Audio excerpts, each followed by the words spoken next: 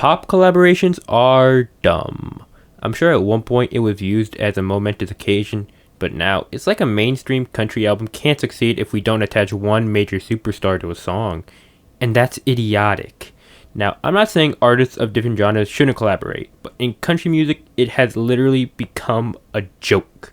No one is excited to see pop artist A collaborate with country artist B. It's just something we've come to expect, and most of the time, the songs are crappy. So I'm going to go over which collaborations work, which don't, as well as try to pinpoint where this trend originated. If I had to pinpoint where it all went south, I'd have to say Florida Georgia Line's Cruise remix. I know, it's like I can't escape these dudes whenever I make a video essay. Cruise was already doing big on the overall charts, but I'm guessing Joey Moy thought, hey, let's milk this song dry. They brought along Nelly to remix the entire song and strip it of anything that made the original song enjoyable. And like, the remix isn't terrible, but it doesn't add anything truly interesting to this song either. Why do we need rap verses in this song? Why do we need Nelly in this song? Profit. Literally, Nelly's just here to rake in some extra cash for a song that nearly ran its course. 5 out of 10. Honestly, I might as well just make this section dedicated to all the pop collaborations Florida Georgia Line's done, because holy crap, there's a lot of them. They did a remix of This Is How We Roll with Jason Derulo, which got rid of the garbage attempt at Tyler Hubbard rapping. It's fine. Like, why couldn't they just get Luke Bryan to just sing a verse earlier? Because the electro dance vibes make me hate the song even more. On their third album, Diggy Roots, they did a song with Ziggy Marley called Life's a Honeymoon. The lyrics are as bland as it gets. Get it sound like Marley's in here. Get it? Ziggy Marley is in the song. Look at us, we're competent writers. Yeah, Ziggy is a pretty okay choice. He does the best he can do with the garbage handed before him. I'll give him this. I like how they change up their music style, even though they fail spectacularly. I wish I could say the same for the next song on this album. So they decided to team up with the Backstreet Boys for a song called God, Your Mama, and Me. And like, the lyrics just creep me out, talking about how no one is gonna love this girl more than God, your mama, and me. If that isn't the cringiest line out there, I don't know what is. Every time someone brings up God in a love song, I literally gag. Like, why invoke the name of the Lord? Isn't that a sin or something? Also, why bring up a girl's mom? Like, what the hell? Are you a stalker? This song frustrates me beyond belief, and if you haven't guessed the running trend here, the Backstreet Boys add nothing to this song. They could have easily just did the song by themselves, but no, this song clearly wasn't going to succeed if it was just these two creeps. So boom, big pop stars, boom, #1 hit. They did a pop song with Haley Steinfeld, thankfully they didn't push it to country radio, and they have a competent pop producer with Alesso, instead of Joey Moy and Florida Georgia Line pushing all the buttons on a soundboard. And the song's pretty good. I don't really listen to it, but it's pretty catchy for what it is. There's a song they did with the Chainsmokers that genuinely no one remembers because they were distracted by the actual good song. The last one I can remember is the new one with Nelly that is already forgotten about. Nah, I'm yanking your chains. Baby, lay on back and relax. Yeah, Meant to Be is fine. It's a big ol' 6.5 out of 10, or maybe even a 7 out of 10. Depends on my mood. And yeah, if Cruise didn't spark a major shift in the number of collaborations being produced, Meant to Be definitely did. I don't really need to explain the impact that this song had. It was #1 for over a year, but like, why? What is country about this song? At least with the other songs released, there was something country about them. This is a pop song and it knows it, which is idiotic. This song would have succeeded just as much without dragging country music into this, and it made airplay worse. Now that these guys are out of the way, let's see the overall impact. Yeah, no surprise, most of these songs suck. One of the very first popular ones that didn't come from Florida Georgia Line was Brad Paisley's Without a Fight, sung with Demi Lovato, which is such a boring piece of vanilla. Honestly, this might be in the F tier for Brad Paisley, who, need I remind you, is an actual good artist. It just feels so contrived, and I cannot get invested in this joke of a song. Hunter Hayes did a song with Jason Mraz, and I think, yeah, it's fine. I find the music video pretty funny, so that's a plus. Gerard Neiman, who I've never even heard of up to this point, got Pitbull to do a douchey remix of his song Drink to That All Night. And if the Bland as Hell title didn't tip you off to how bad this song is, the first 5 seconds will. Thomas Rhett joined forces with Tori Kelly for a remix of his off-brand copy of Ed Sheeran's Thinking Out Loud, Die a Happy Man. and they somehow made this bland song even worse, robbing it of the qualities I sorta liked. Summing it up, go listen to Singing Out Loud, it's considerably better. Dierks Bentley's Different for Girls, which has Elle King, is passable. The writing is semi-interesting, but the instrumentals don't do it any favors. It's one of the major reasons I consider the black era of Dierks Bentley non-canon and actively try to pretend it doesn't exist. Pink did a collaboration with Kenny Chesney called Setting the World on Fire, and it became pretty obvious that Kenny couldn't keep up with Pink and she really steals the show. But the melody is stagnant, the only thing that really works is the chorus. But the song works, I think. In 2018, after we got over Meant to Be, a lot of people turned to Chris Lane and Tori Kelly's Take Back Home Girl. A song so bland, it feels like it was designed for a Disney Channel show or movie like High School Musical or Austin and Ally. I don't know, I don't watch Disney Channel. And like, the song is okay, I can't really see anyone visibly hating it, but there are so many quality songs out there, and it just feels like a waste of time. Keith Urban got Julia Michaels for his song Coming Home, which insults Merle Haggard's Mama Tried, as they stole and cannibalized the famous guitar intro, insulting one of the greatest and iconic country songs of all time. More on this later from my Graffiti U video. To no surprise, Carrie Underwood hopped onto the pop collab train with the song called Champion, which featured Ludacris. And sorry to the 3 Carrie fans who have 15 spam accounts to dislike a video that talks negative of her, the Champion sucks. Ludacris tries to bring this garbage song back from the dead, but it's too late. The writing sucks. The production sucks. Everything about it sucks. I was considering whether or not I should count the Taylor Swift collaborations after the 1989 era, as she was a pop star at this point, but whatever, I guess. Babe, the song with Sugarland, is bad. It has no emotional weight and frankly was a terrible comeback for Sugarland. The songs Taylor released during this time period, honestly, are fantastic. New Year's Day is such a beautiful, realistic love ballad that I adore, and it's probably my favorite conclusion to any album I've heard in all my years of music knowledge. Soon You'll Get Better partners her up with the Dixie Chicks and is such a crushing blow dedicated to her mother, and honestly it has more emotional weight considering the troubling period we're in. Betty is both ironically and unironically phenomenal, and might have been my favorite song of 2020. Not the best, but I found myself listening to it constantly. The latest song released from her, No Body No Crime, is solid. Haim is criminally underused, but still, the song has a good story and the sound is pretty good too. The songs Taylor released over this time are probably one of the only sources of pop collaborations that actually work. I wish I could say the same for the others. Most of the time, it's country artists featuring pop stars, but sometimes it's pop stars infecting the genre in an unprofound manner. The first of which was Meant to Be, and we all know how big that was. So Marshmello decided to join forces with Kane Brown to produce a nothing burger called One Sing Right. I got bored listening to Marshmello. How was that even possible? I'm not a fan of Marshmello, mind you, but I know he does pretty solid music. But like, why even do this, dude? You already have a massive single.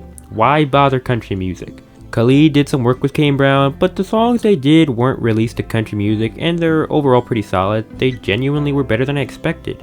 The next one was Diplo, and not gonna lie, Heartless is honestly pretty good. It's a solid pop track, but no one was listening to it, so they released it to country radio. And despite Morgan Wallen protesting it shouldn't be there, it was. They did a remix with Julia Michaels, and can like people stop hiring Julia Michaels for features on songs? She actively makes them worse. Pitbull came back for Vengeance with Get Ready, which featured Blake Shelton, and it's as underwhelming as it gets, but I'll give it a pass as Pitbull didn't release it to country radio. Backstreet Boys' AJ McLean decided to disrupt country music and make his offshore version of country, which honestly might be the worst music in this entire discussion. It is so blatantly awful, it's shocking AJ even conceived this idea and thought it would be good.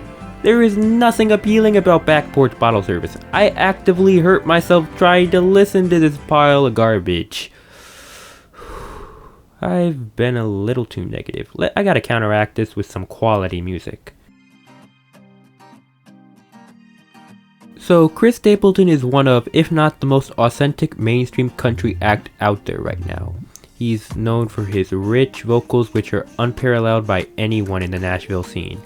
Over the years, you had country artists saying who they want to collaborate with, and like their dream collaborations were honestly laughable. like Drake, The Weeknd, Cardi B. Like, what the hell? They honestly want nothing to do with you. I feel like they have more respect for country music because they actively stay away from country music. Most of the people demanding this were bro and pop artists. What I find really ironic is that despite being a traditionalist, Chris Stapleton got to work with the biggest names in music. He got to sing with Justin Timberlake at the CMA Awards for Tennessee Whiskey, and it was fantastic. Justin Timberlake called him back for his roots-influenced song Say Something, which is pretty solid, honestly. I would have rather that song be number 1 for a year rather than Meant to Be. Ed Sheeran brought him along for his number 6 collab project, and he also got to work with Bruno Mars. Chris Stapleton is living proof that connections to suits in the music world don't compare to raw talent. So, what have we learned so far? Most country artists find a massive pop star who hasn't really released music in a while, so they can rake in cash because their name is on a song, regardless if it is a good song or not. Most songs are hit or miss. Well, no, they really are more of a miss, to be honest.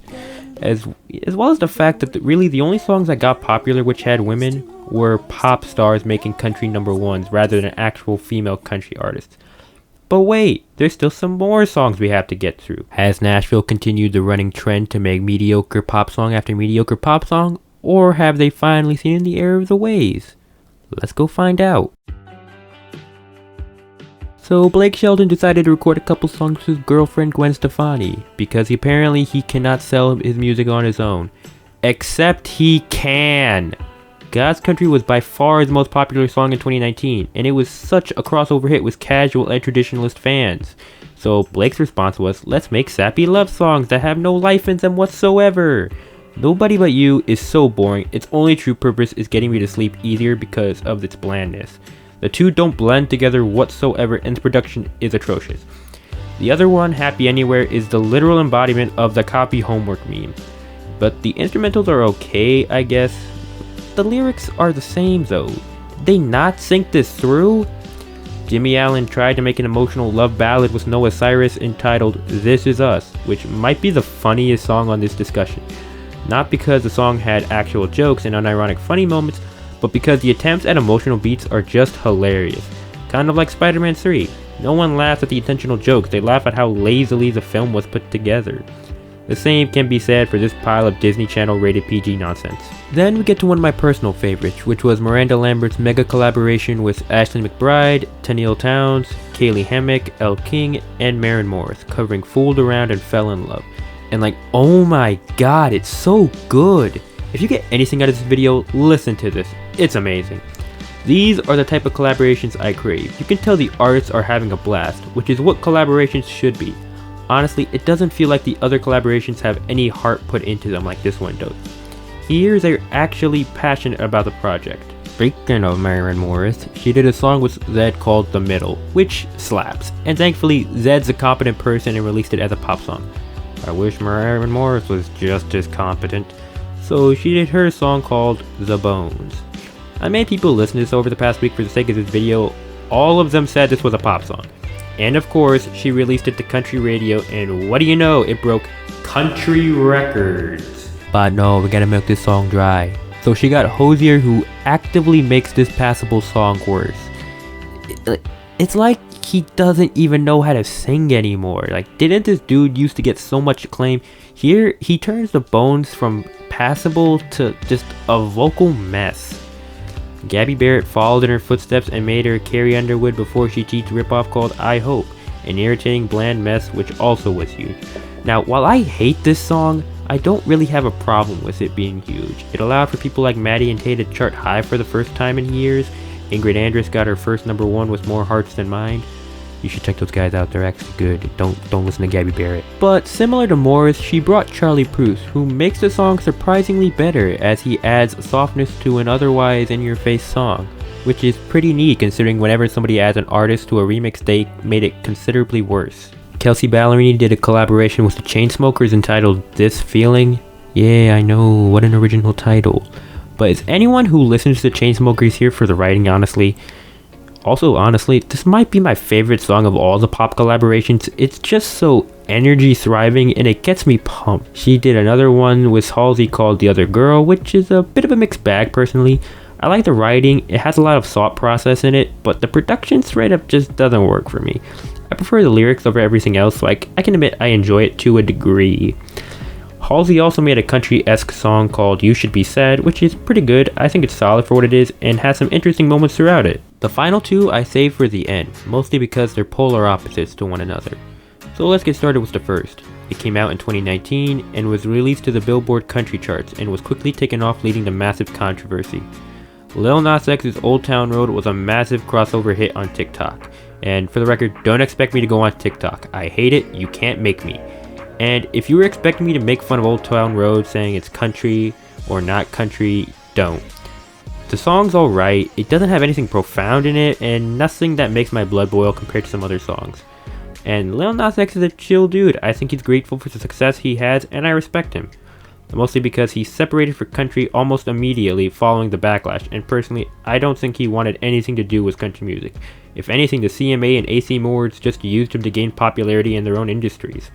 But since they couldn't profit off Lil Nas X any further, they had to make their own country rapper, with Blanco Brown and his song The Get Up. Like, you can clearly tell people like Blanco Brown and Breland don't have anything to do with country. They clearly couldn't succeed in the trap world, so they're trying to make money in country because no one will listen to their god-awful music. So while Lil Nas X sorta had a negative impact on country music, I primarily blame Nashville for this. The final major ones come from Dan and Shay. The first one was with Kelly Clarkson called Keeping Score. Some call it a bland piece of crap with no sense of a story. And to that, I say, I disagree strongly! Well, not strongly per se. The song is pretty hard to grasp story-wise, but the harmonies these guys have are phenomenal. And adding Kelly Clarkson, who's equally phenomenal, is great. This was an actual good collaboration. They did a remix of Speechless with Tori Kelly, who doesn't add much of anything to this song and kinda lessens an already great song. Then there's I'd spend 10,000 hours. 10,000 hours was the inescapable hell we had to endure for the latter half of 2019 and the entirety of 2020. Bringing along the blandest piece of toast out there, Justin Bieber. And like, the song is fine, it's the epitome of what Nashville tries to churn out these days, a bland melody, a drum loop, the slightest hint of country instrumentation, and boom, massive #1 hit. It might be the worst singles they've released, as they made some pretty solid tracks over the years. Justin Bieber is worthless on this song, and Dan and Shay just obliterate him in terms of vocals, and like, I just don't understand why it had to even exist. Dan and Shay are most likely going to go pop in the next few years. They have the vocal and streaming power to do so. Why do they have to keep pretending to be what they're not? But yeah, overall, the pop stars who decided to make country music stink. They are terrible at worst and sometimes passable at best. But why discuss this? What does this all have to do with anything? In a way, the oversaturation and irrelevance of pop star collaborations separates the great artists from the crappy ones. Almost every artist I've talked about I don't really like, and the only way they can get their music out there is the suits in their major label pulling a few strings to get some pop star to work with them. Then check out every artist I've said is good. You don't see Billie Eilish doing a song with Midland, you don't see Post Malone doing a song with Brothers Osborne. And before you say these artists aren't as big as the others, Luke Combs is the biggest star in country music. Whatever he wants, he can make it happen. Yet, he decides to collaborate with people only in his industry. He joined his hero Eric Church to deliver Dust to Me, which is great. His 90s country music heroes Brooks and Dunn invited him on their project to remaster old songs. And then he brought him on for One Too Many as well, which is awesome. Every single one of the artists previously mentioned went to pop artists. But in the case of Chris Stapleton, Ed Sheeran, Justin Timberlake, they came to him because they recognize the greatness when they see it. Eric Church had one of the most successful tours in 2019. A lot of people know how good of a songwriter he is and performer he is. Like many of the great artists previously mentioned, Eric stays within the genre. They actively want to make country music good, rather than tear down its respected reputation like all of these jokers want to do. If you want to make a good collaboration, it should be out of a passion to actually make it. You can feel the emotion or fun in the collaborations that work. In the others, you can clearly tell the pop artists are here to pick up their paycheck and that's it. Now before you say, they're just radio songs, why are you being so critical? Listen, so much can be accomplished for songs intended for radio. They can be compelling, they can be powerful, they can be heartbreaking. And while they aren't as good as the majority of the indie scene in country music, they can be. But they actively choose to make mediocre song after mediocre song, boring collaboration after boring collaboration. But there are some in the industry who actually do care about what they put out. Take the time to flesh out the stories in their songs and albums. And even then, just because I don't like that a pop artist is actively trying to make country music worse, doesn't mean I really hate the songs. Keeping Score may not have a narrative, but I love the harmonies in it. I don't like the percussion in Say Something, but I enjoy the message they're trying to put out. One major aspect doesn't kill the entire experience. And I blame country artists more, as most of the time it's the pop artist actively trying to save the song from being completely terrible. People can enjoy these songs, and I'm not saying I ban you from listening to these songs, but they make it so that the music that defines me as a person become obscure. No one discovers the greatness this fantastic genre of music has to offer. So much good music was released in 2018, but everyone was distracted seeing how long Meant to Be can stay number one. I'm hoping soon artists can stop this trend and try to make quality music all by themselves, because I know they are capable of it. Some of them have made songs that have changed my life for the better. To quote one of my favorite movies, "The night is darkest just before the dawn, and I promise you, the dawn is coming."